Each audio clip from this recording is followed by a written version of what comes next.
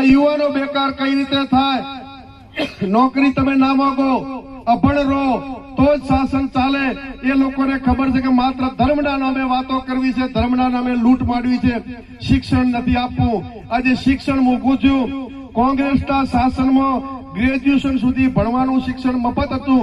એની જગ્યાએ આજે English medium સ્કૂલોમાં 2-2 લાખ રૂપિયા આ વિસ્તારના દીકરાને ભણાવવા માટે પાલનપુર જવું પડે, બીજા વિસ્તારોમાં જવું પડે. મોંઘું શિક્ષણ છું. સરકારી કર્મચારીઓના ગ્રેડ પેના પ્રશ્નો હોય, તમામ જગ્યાએ ફિક્સ પગારદારો નિમી દે, એજન્સીઓ નિમી દે. અત્યારે યુવાનોને નોકરીઓ પણ નથી આપતા. ખેડૂતોની આ દુર્દશા છે. આના માટે લડવા માટે આજે આ જોડિયાળી એ 90% કાયમી કોંગ્રેસના પડખે રહેલું ગામ છે. ત્યારે જોડિયાળની ધરતીને નમન વંદન કરીને આમાં પેપળિયાવાળીની સાક્ષી ગુલાબસિંહ 2027 ની ચૂંટણીનું રણસિંહ અહીંથી ફૂંકી દો. 2027 માં આપણી સરકાર, ગરીબોની સરકાર, વંચિતોની સરકાર, કોંગ્રેસની સરકાર બનાવવા માટે 1 વર્ષ સુધી તમે આજથી કોમે લાગી જાઓ. 27 માં આપણી સરકાર બનવાની છે. આ લોકો જયારે હું તો આજે મંચ ઉપરથી પાર્ટીની પરંપરાઓ તોડીને અભિનંદન આપું છું વાજપેયીજીને કે જયારે પાકિસ્તાન અમે યુદ્ધ કર્યું ત્યારે લોકસભામાં પાર્લામેન્ટમાં વાજપેયીજીએ ઇન્દિરાજીને જગદંબાનો અવતાર કીધો હતો. અને અમેરિકાના વડાએ ફોન કર્યો ત્યારે કહી દીધું હતું કે મારો દેશ કઈ રીતે ચલાવો, તમારે ચાપલુસી કરવાની જરૂર નથી. આજે આખો દેશ અમેરિકાના શરણે મૂકી દીધો. ડીઝલના 98 રૂપિયા.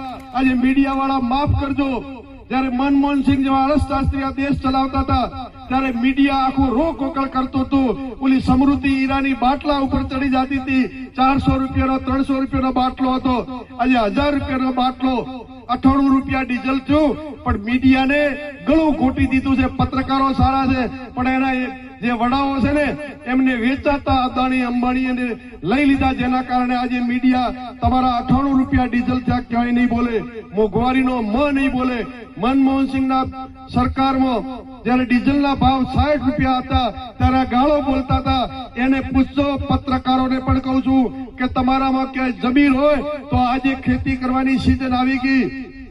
98 રૂપિયા ડીઝલનો ભાવ છે છતાં તમે ક્યાંય આ સરકારને નહીં કહો.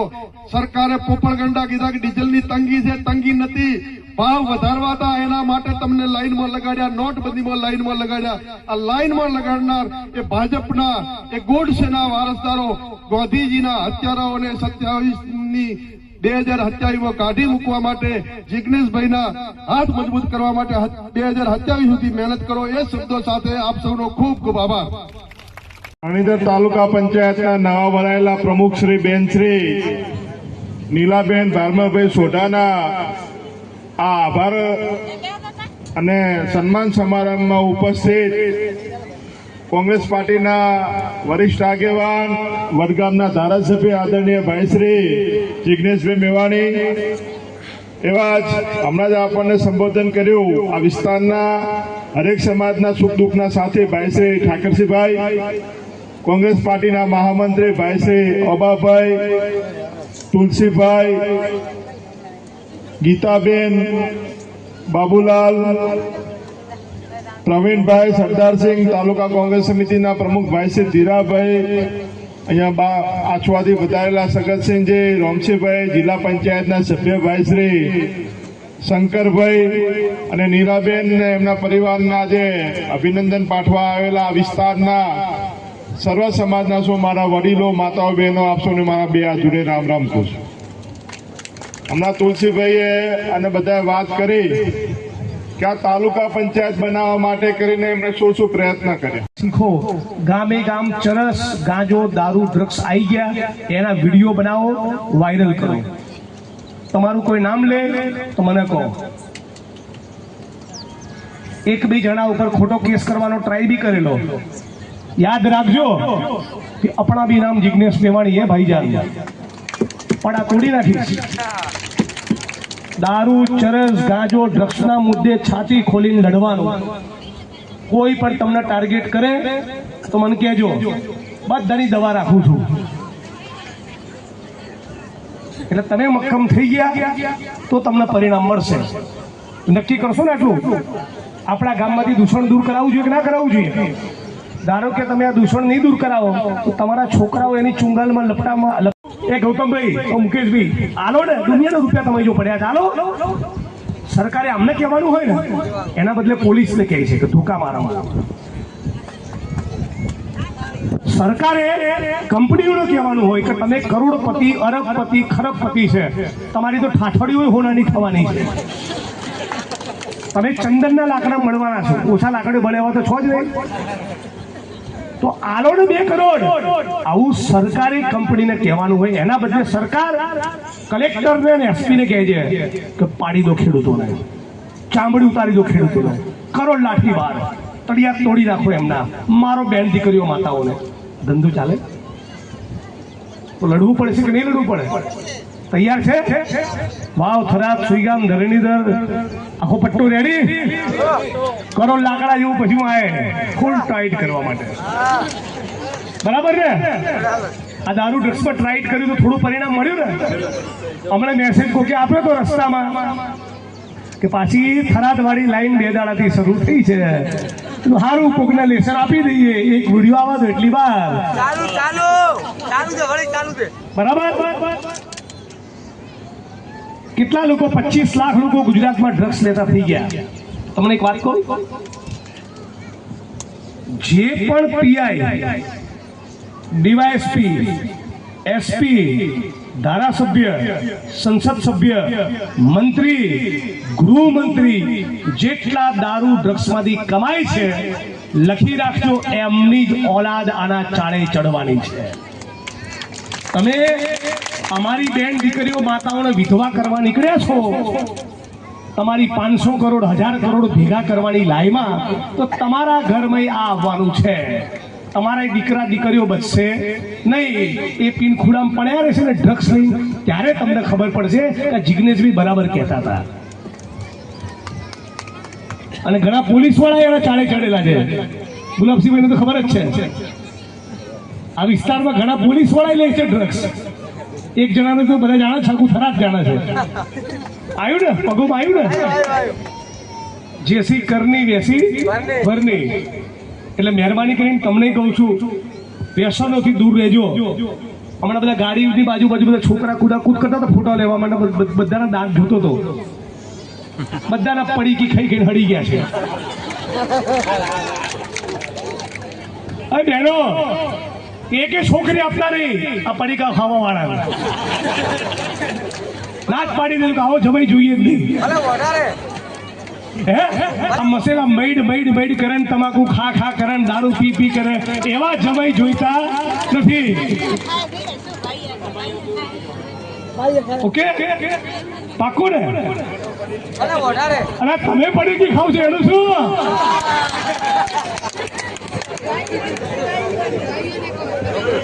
સાચું બંધ કરવાનું કે નહીં પહેલા તમે જો સાંભળો મારી બહેનો તમે જો બંધ નહીં કરો મને નુકસાન ખરું મને શું નુકસાન મને તો વ્યસન છે ને મને શું નુકસાન પણ તમે જો બંધ નહીં કરો તો તમે તમારી દીકરી કે દીકરાને કઈ રીતે રોકશો અને પછી આ મસાલા મૈડી બનીને આવડી કેન્સરની ગાંઠો થાય તો અમદાવાદ સિવિલમાં લાંબા થવાનું થરાદમાં તો ઠેકાણા નથી હોસ્પિટલના વાવમાં નથી વડગામમાં નથી પાલનપુરમાં નથી ડીસામાં નથી છે આખા તમારા ધરણીધર તાલુકામાં આખા વડગામમાં આખા પાલનપુરમાં આખા વાવમાં આખા થરાદમાં એક કેન્સરનો સ્પેશિયાલિસ્ટ ડોક્ટર છે બેન દીકરીઓ માતાઓની ડિલિવરી કરાવવા માટે ગાયનેકોલોજીસ્ટ છે કિડનીની બીમારી માટેનો ડોક્ટર છે ના હોસ્પિટલ ઠેકાણા નથી તો આ વ્યસનથી જેટલા બચીશું એટલું આપણી આજની અને આવનારી પેઢી માટે સારું છે આટલું કરશો કે નહીં કરો મારી બહેનો કરશો સંકલ્પ તમે પડીકી પણ નહીં ખાઓ તો તમે તમારા ઘરવાળાને કઈ હકશો પોટલી ના પીતો લે બેન બરાબર ને તો આટલો સંકલ્પ કરો બહુ લાંબુ ભાષણ નહીં કરવું રોટલાનો ટાઈમ થયો સવાલ પૂછતા હોય છે કે 70 વર્ષમાં શું કર્યું એટલે ચોરના દીકરાઓ તમારો બાપ લોહીનું એક ટીપું આપી દો કોઈ દાડો આ દેશ માટે હે તમે શું બોલો છો મૌલાના આઝાદ આ દેશના પહેલા શિક્ષણ મંત્રી 9.5 વર્ષ જેલમાં રહ્યા. પંડિત જવાહરલાલ નહેરુ 11.5 થી 12 વર્ષ જેલમાં રહ્યા. સરદાર વલ્લભભાઈ પટેલ જેલોમાં પણ રહ્યા અને લાંબા સમય સુધી ગુજરાત કોંગ્રેસના કેપ્ટન રહ્યા. ગુજરાત પ્રદેશ કોંગ્રેસ સમિતિના પ્રદેશ પ્રમુખ રહ્યા સરદાર વલ્લભભાઈ પટેલ.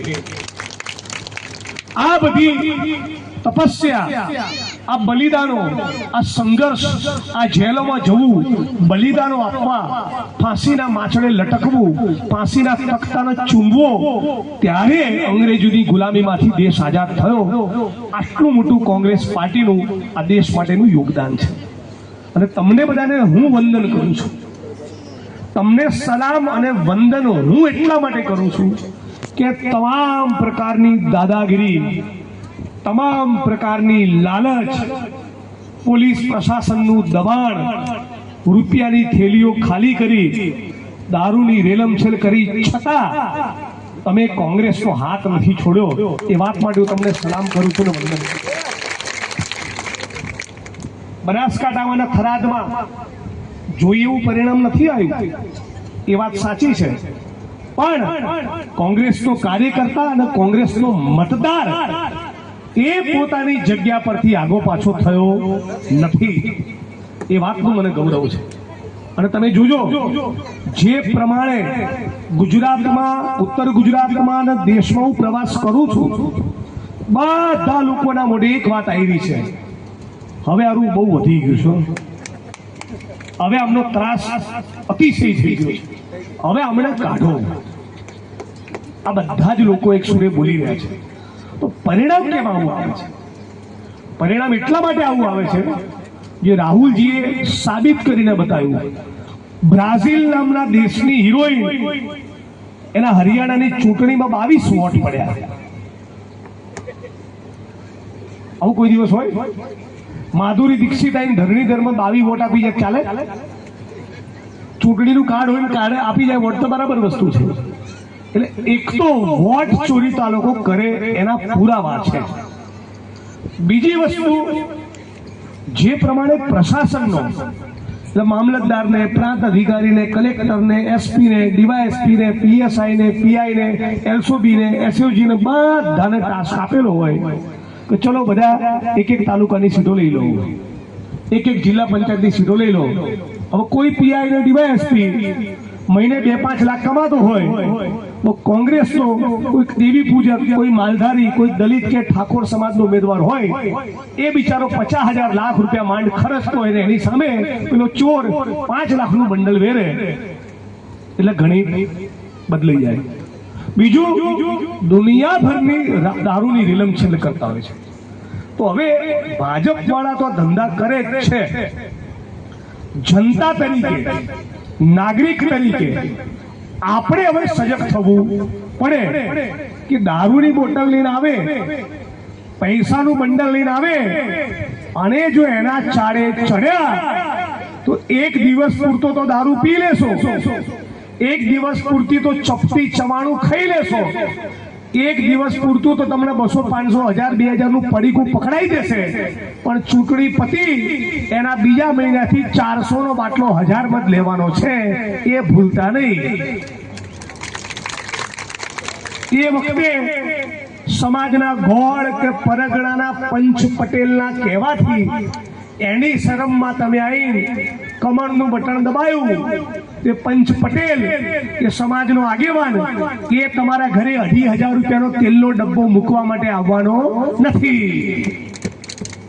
જે સમાજનો આગેવાન, નેતા ભાત થઈને તમારા ઘેર આવે એને કહેવાનું કે 5 વર્ષનું કરિયાણું મૂકી દેજે ભાઈ, પહેલા મૂક. અને 5,000 ની ઓફર કેમ કરે છે? 10 લાખ આપણે એમને ચૂંટણીની આગલી રાત પૂરતા આપણને ભરમાવા છે અને પછી 5 વર્ષ આપણું બૂચ મારી દેવું છે. તો આ ધંધો આપણને ગરીબ માણસોને પોસાય નહીં.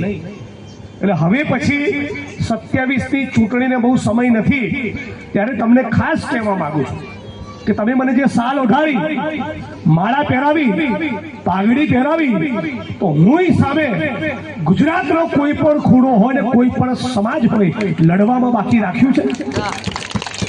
વસૂલ કરી છે ને? મારી જવાની પૂરેપૂરી વસૂલ કરી છે. મને પૂરો સંતોષ અને ગૌરવ છે મારા ઉપર. ફૂલ બેટિંગ કરી છે. કોઈ 25, 30, 35 વર્ષ ધારાસભ્ય રહે ને ના કરે એટલી બેટિંગ મેં 10 વર્ષમાં કરી છે. પણ તમને હવે એટલું કહેવા આવ્યો છું કે હવે તમે કાલે સવારથી જો જિજ્ઞેશભાઈ માટે સાચી લાગણી હોય, તમને મારા વિચારમાં, મારા સંસ્કારમાં, મારી રીતભાતમાં, મારી વાણીમાં તમને સત્ય દેખાતું હોય, તમને લાગતું હોય કે આ નેતા કે ધારાસભ્ય નહીં, મારો ભાઈ બોલે છે, મારા ઘરનો માણસ બોલે છે, એવું તમને લાગતું હોય તો આજથી તમારા મોહલ્લામાં જઈને લેસન ચાલુ કરી દો. 90% કોંગ્રેસનું વોટિંગ થવું જોઈએ આ વખતે. 90%.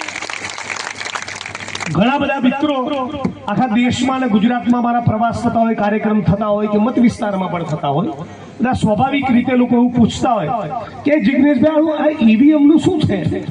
મેં કીધું ઈવીએમ ઉપર શંકા મને પણ છે, પણ એ શંકાના સ્તર ઉપર છે. 5 કરોડ લોકો દિલ્હીમાં ઉતરો રોડ ઉપર તો ઈવીએમ ના બદલે બેલેટ પેપર આવી જાય. એ આપણે કરતા નથી. તો બીજો એક રસ્તો છે મારી જોડે, કહું? કરશો? છેલ્લી લાઈન સુધી બધા બહેનો, માતાઓ, વડીલો, યુવાનો બધાએ કરવું પડશે. આ ધરણીધર તાલુકાની અંદર મતદાન કેટલા ટકા થયું? બોલો,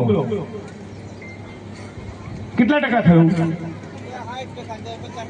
60%. આપણા 65 ગણો. તાલુકા જિલ્લા પંચાયતની ચૂંટણી હોય, વિધાનસભાની ચૂંટણી હોય, પાર્લામેન્ટની લોકસભાની ચૂંટણી હોય, 65%ની એવરેજથી મતદાન થાય છે. પવન હારો હોય તો 65 ના 68 થાય, પવન ના હોય તો 60 62 થાય. વાત બરાબર છે કે મારે ઘરનું જોડું? બરાબર વાત છે. આ 65% વોટ થાય છે. આ બાકીના 35% ઘેર પડ્યા રહે છે. એમાંથી 5% વોટિંગ વધારો તો દરેક વિધાનસભામાં 15,000 વોટ વધે. તો ઈવીએમ જખ મારે છે. આ થાય કે ના થાય?